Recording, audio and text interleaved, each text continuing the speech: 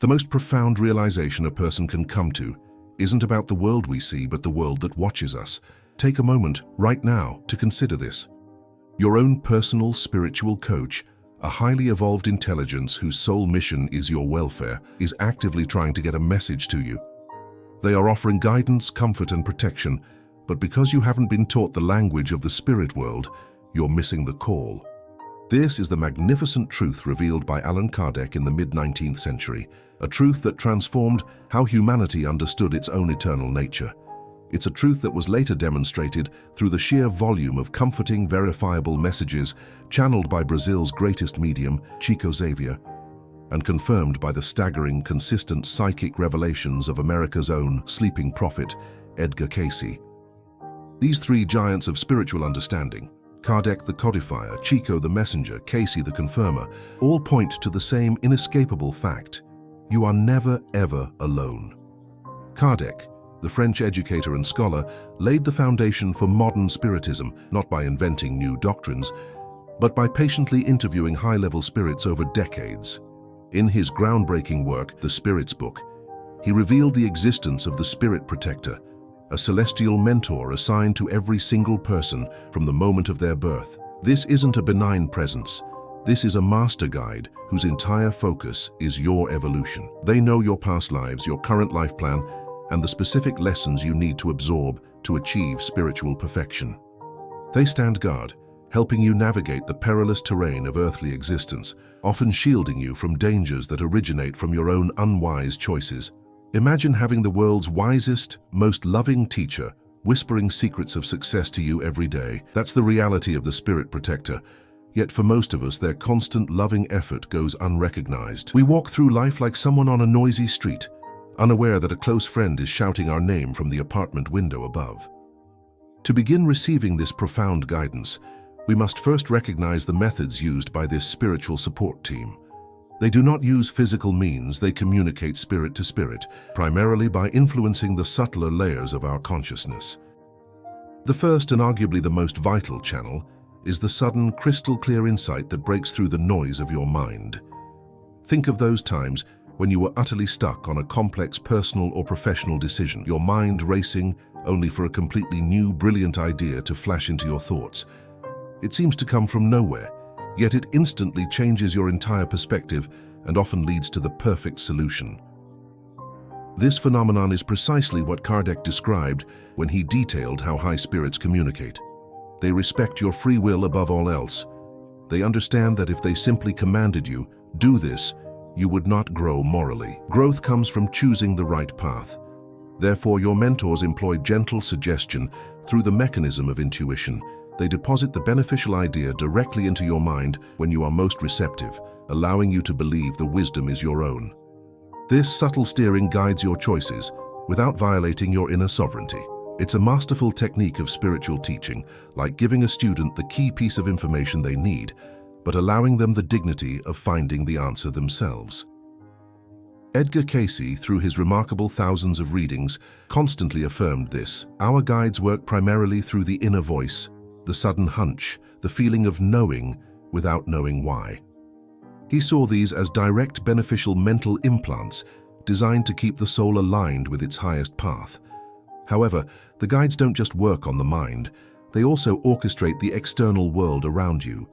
This brings us to the second, more external channel of communication, synchronicity. We've all experienced them, those seemingly random, perfect alignments that defy probability. Maybe you were worried sick about a financial problem, and the next day you randomly pick up a specific book that falls open to a chapter on investment strategies. Or perhaps you were grieving deeply and felt utterly alone, only to run into an old friend who shares a profoundly comforting story that feels custom-made for your pain. We dismiss these as coincidence or luck, but under the lens of spiritism, they are anything but random.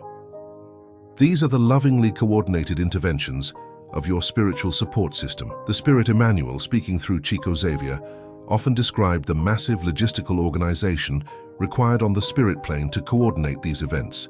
Think of the millions of variables involved. The guide must influence a publisher to print a book, a person to leave it on a specific bench, and you to walk by that bench at the exact moment you are receptive to the message. Your guide is essentially the conductor of a massive, unseen orchestra, carefully tuning events to produce a harmonious outcome for your highest good. They are constantly working in the shadows, not to give you what you want, but what you need for your evolution. They will clear a path or even create an obstacle that serves your ultimate spiritual purpose. For instance, if you were about to embark on a lucrative but morally damaging business venture, your guides might orchestrate a synchronous event, a cancelled flight, a sudden sickness, to prevent you from taking that step, thereby shielding your soul from negative karma. The love in this form of guidance is immense because it often goes against our immediate selfish desires, prioritizing our eternal well-being. The third, and perhaps the most powerful channel, is one that opens when our physical body is at its most vulnerable and our spirit is at its most free, the school of sleep. When you fall asleep, your spirit detaches partially from your physical body. It's still connected by what Spiritism calls the perispirit, a semi-material envelope, but it gains significant liberty to travel and interact with the spiritual realm. In this state, the communication barrier drops dramatically. This is why our dreams are often the clearest source of spiritual visitation and direction. During sleep, your spiritual mentor can approach you directly, and you can even meet them, though your brain may translate the experience into symbolic or allegorical language. This is also the primary way our departed loved ones come to offer solace.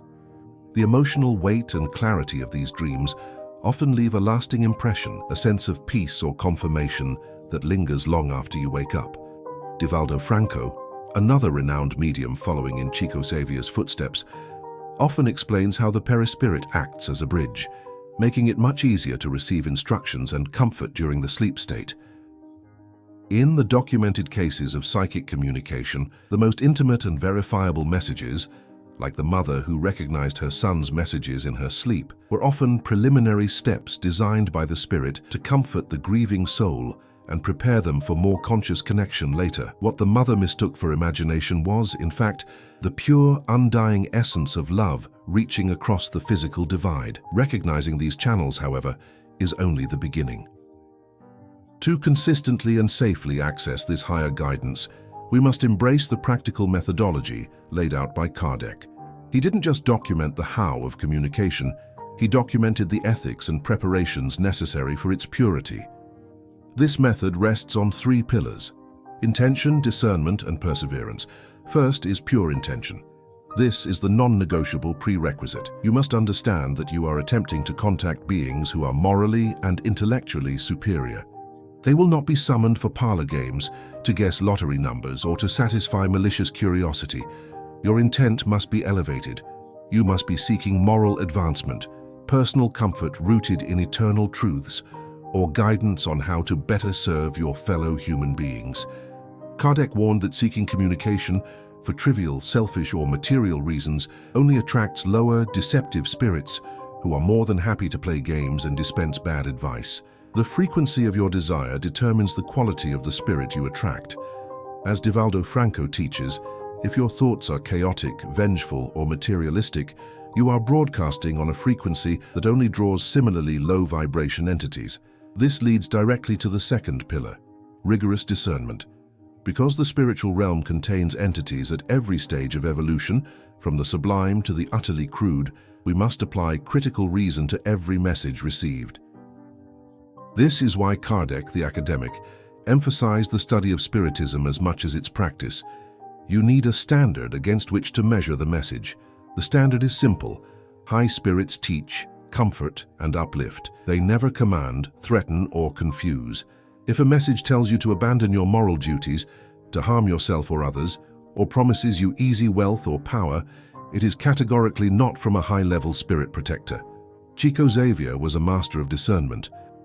He filtered thousands of received communications, publishing only those that radiated constructive wisdom, unconditional love, and undeniable coherence with the highest ethical principles. Any message lacking these qualities, even if accurate on a superficial fact, was immediately rejected, because true spiritual guidance must elevate the soul, not merely impress the mind.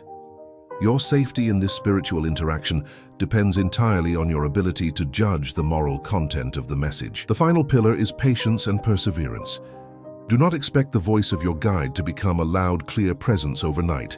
Spiritual sensitivity, like any other skill, develops over time. It requires a dedicated commitment to a cleaner lifestyle, consistent self-reflection, and regular periods of quiet contemplation and sincere prayer. The work of Edgar Cayce, for example, was built upon years of daily meditation and a life dedicated to selfless service. The deeper your commitment to moral self-improvement, the clearer the channel becomes. High spirits are not on call, they communicate when you are properly attuned. Your goal should be to maintain a state of spiritual docility, not passive submission, but an active, humble openness to superior wisdom, balanced with rigorous critical thought. It means recognizing that beings wiser than you exist, and you are ready to listen to their gentle counsel. This counsel, when received, always aligns with your deepest eternal needs, not your temporary, fleeting desires. This is why some of our most fervent prayers seem to go unanswered. Kardec explained this fundamental principle. Our guides see the entire tapestry of our existence, spanning countless reincarnations. They know that what we might desperately want, like winning a large sum of money or escaping a painful relationship, might actually be detrimental to our necessary spiritual lessons. Their love is not sentimental, it is wise. They will prioritize the growth of your soul above your temporary comfort or material gratification. Consider the case of a family in distress, a story often recounted in spiritist literature. A mother, facing debt and a gravely ill child, turned to sincere daily prayer, asking her guide for direction. For a week, she had the same powerful, vivid dream, a luminous figure showing her a specific unfamiliar house and telling her to go there at a set time. Though illogical, her faith compelled her to follow the guidance.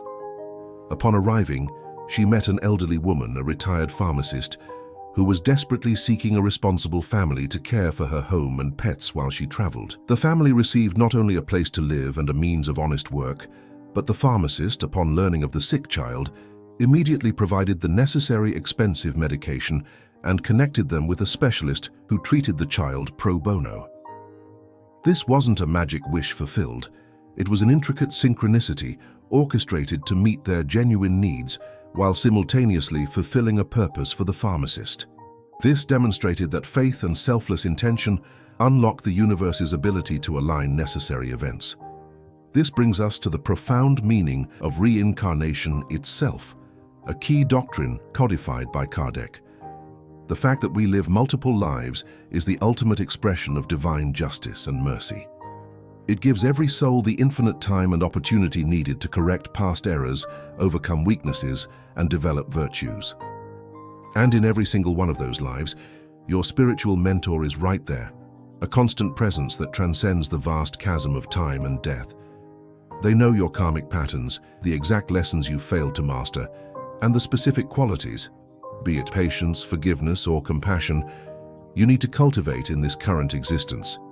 Your departed loved ones, too, are part of this spiritual continuity. The death of the physical body is merely a transition, an exit from one room into another. Consciousness, memory, and especially love remain utterly intact. We can maintain a bond with them, not through dark rituals or forced seances, but through the simple, pure currency of love and elevated thought. When we pray sincerely, when we live a life of selfless charity, and when we raise our personal vibration through forgiveness and gratitude, we create a clear, high-frequency bridge that allows them to draw near and offer their support and affection. Conversely, low vibrations like anger and hate push them away. This connection with the invisible world is the great promise of Spiritism, that we are eternal spirits on a journey toward light, supported by an infinite family of guides and loved ones. Your life is not a random series of events, but a highly personalized curriculum designed for your perfection. Every challenge is a lesson. Every act of compassion is a step toward your true divine nature. Your spiritual coach is not silent. They are speaking to you right now through the soft voice of intuition, the perfect alignment of synchronicity, and the quiet clarity of your dreams. The time to stop walking through life deaf to this magnificent guidance is now. Open your mind, purify your intentions, and practice the humility to receive the wisdom offered to you. Because the ultimate goal of all this communication is not to solve a puzzle, but to help you manifest the divinity you already carry within. The wisdom of the ages, deepening the Kardecian framework. To truly appreciate the effort your spirit protector puts into your life, you have to understand the sheer complexity of the spiritual universe as outlined by Allan Kardec. It isn't a simple heaven and hell, it's a vast, dynamic cosmos of different spiritual spheres and evolutionary levels. Your guide is typically a spirit far superior to you, someone who has mastered the lessons you are currently struggling with. They volunteer for this assignment, motivated by pure, fraternal love, viewing your struggle as an opportunity for their own continued growth through charity and service. Kardec's work, particularly the Spirit's Book and the Medium's Book, paints a picture of constant spiritual activity around the physical world. Spirits are everywhere, and they interact with us far more than we realize. They influence the atmosphere, the trends, the thoughts, and the collective moral currents of humanity. Your own personal mentor, however, is a specialist, a focused agent of benevolent influence. Think about the concept of the perispirit again. It's the luminous, semi-material body that connects your imperishable spirit to your dense, physical body. This perispirit is the antenna for spiritual communication. When you are stressed, angry, or focused solely on material concerns, that perispirit is clouded and constricted. It vibrates at a lower frequency, making it hard for the elevated, clear messages of your guide to get through. This explains why moments of calm, focused prayer or meditation are so vital. They literally purify and elevate the frequency of your perispirit, allowing you to establish clearer reception. This isn't mysticism, it's spiritual physics, as codified by Kardec. Now let's drill down into the subtle art of intuition and how it prevents mistakes. Imagine a lawyer about to sign a complex contract. Everything looks legally sound, the numbers add up, yet they get a sudden, nauseating feeling of dread, a powerful, almost physical warning to pause. If they follow that instantaneous hunch, they might discover a hidden clause or a legal trap. If they dismiss it as indigestion or nerves, they proceed to financial disaster. That sudden dread is often the guide's emergency brake, applied through intuition. Kardec documented that spirits operate primarily on our thoughts because they respect the divine law of progress through effort. If your guide simply materialized and shouted, "Don't sign that paper," you would obey, but you wouldn't learn to discern treachery for yourself. By implanting a subtle feeling, the hunch, they give you the necessary warning while requiring you to use your own reason to figure out why the warning exists. This dual action, spiritual guidance combined with intellectual effort, is the engine of spiritual evolution. This guidance is incredibly long-term. Your guide isn't worried about the outcome of tomorrow's meeting. They are concerned about the moral trajectory of your entire incarnation. This is where the profound implications of reincarnation become clear. You might be struggling now with overwhelming jealousy, for instance. Your guide knows that this is a persistent karmic pattern. Perhaps you were unjustly jealous in 3 previous lives, causing great suffering. They are not trying to eliminate the problem instantly. They are creating synchronous situations where you are forced to choose forgiveness over jealousy. Every time you consciously choose the higher path, the karmic pattern weakens. The guidance of your spirit protector is, therefore, a steady, patient pressure toward moral perfection across millennia. Consider the story of a young artist named John. He struggled for years, poor and unappreciated. He constantly prayed for wealth and fame, but only received small, often discouraging opportunities. What his guide knew, as Casey's readings might have revealed, was that in a past life, John had been an incredibly wealthy patron who had abused his power, leading to arrogance and moral decay. In this current life, his soul needed the experience of humility, simplicity, and struggle to break that pattern. His guide wasn't answering his prayers for riches because those riches would have destroyed the necessary lesson. Instead, the guide orchestrated a synchronicity. John's car broke down outside a rural monastery.